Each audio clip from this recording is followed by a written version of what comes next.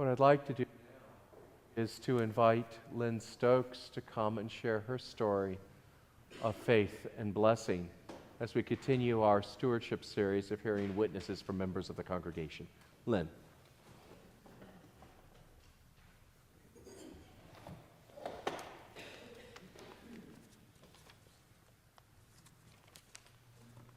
Good morning. So I've written this and practiced several times. Each time I become a little weepy, and it's not necessarily due to sadness, but ingratitude. So my name is Lynne Stokes, and I've been a member here for the past 21 years. As I thought how I wanted to share my faith journey, I thought I would call it Learning Through Faith. My faith has been woven into my life since I was born. My family attended a Lutheran church regularly. I was a Sunday school teacher as a high school student.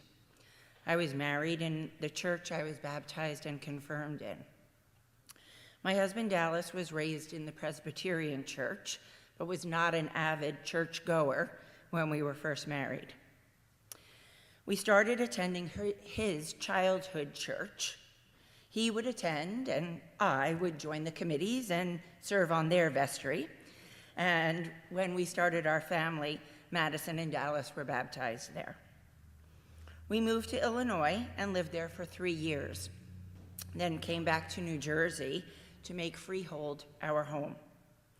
We visited the local Lutheran and Presbyterian churches before making St. Peter's our home, and our home it certainly has become. My children attended church school, participated in the Epiphany pageants, and were confirmed here.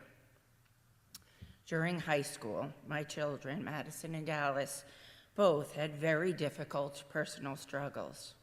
First, it was Madison fighting an intense 2-year battle with an eating disorder in and out of treatment centers. I leaned on my faith, but not my St. Peter's family. I told very few people about what was happening. It was a few days after Christmas, and I was sleeping in the hospital as Madison was in the cardiac care unit. She was only 16. Dallas came to church, so scared for our daughter, and he started talking to some women that were known as the church chicks and asked for them to pray for us, but to keep it private for my sake. The next week, we came to church together. He went into the chapel for prayers, and our whole world changed. The church rose to meet us. There was a prayer vigil for Madison and our family every night for a week. The love and support we were given helped us through the next year of her recovery. As she was getting stronger, my son Dallas had 3 major concussions in a short period of time and was suffering from anxiety and depression, unable to attend school. Again, I didn't share my journey. Then one night, I attended a prayer group right here in the chapel, completely unplanned. I asked for prayers for Dallas. I shared his struggles and all of my fears, and again was wrapped in love and support as I was learning from my church family.